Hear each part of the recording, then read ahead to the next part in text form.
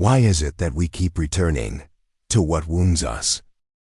Why do we fall for people who hurt us, get drawn into situations that break us, and walk into the same pain again and again?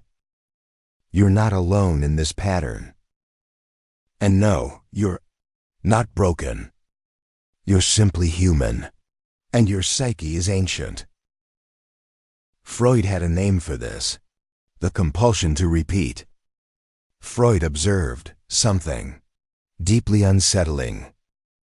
People unconsciously repeat painful experiences from their past, even when they swear they'll never do it again, even when they know it leads to suffering. Why? Because the psyche is not driven by logic. It is driven by unresolved emotion. We don't seek happiness. We seek the familiar, even if that familiar hurts us. Imagine this. As a child, your love was rejected. Your vulnerability was mocked. Your voice was silenced. That pain didn't disappear. It was buried deep in your unconscious. And now, as an adult, your psyche replays that story. Not to punish you, but in the hope that this time it will end differently. This is what Freud called repetition compulsion. The unconscious attempt to master old pain by reliving it. You find yourself drawn to the same types of people. You chase after validation. You run from peace.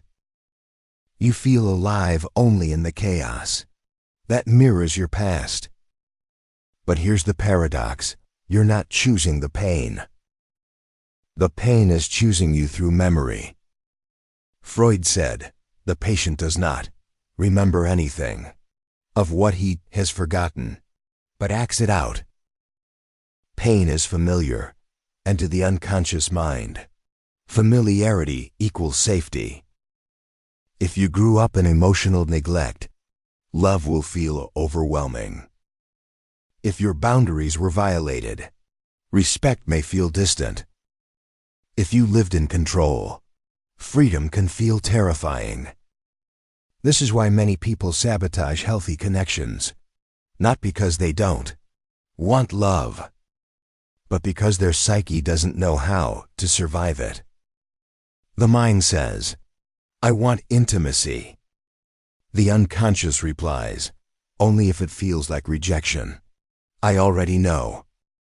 Freud believed healing begins with awareness.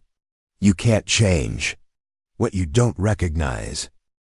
Ask yourself, what emotion am I chasing through this person? Who from my past does this pain remind me of? What pattern in my life keeps repeating, and why? These aren't casual questions. They're keys. They open doors in the psyche that have been locked for years. Tonight, in silence, revisit the moment you felt most triggered this week. Don't react, don't analyze.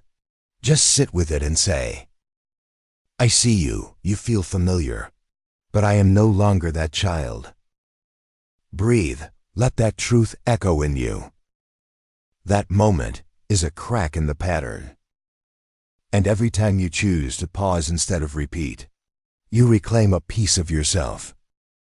We don't attract what we want. We attract what we are used to surviving. But survival is not the same as living. Here, in your place of power, your inner journey begins. Strength doesn't start where you're stronger than others.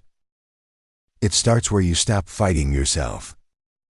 Freud's psychology is not about fighting. It's about returning to yourself.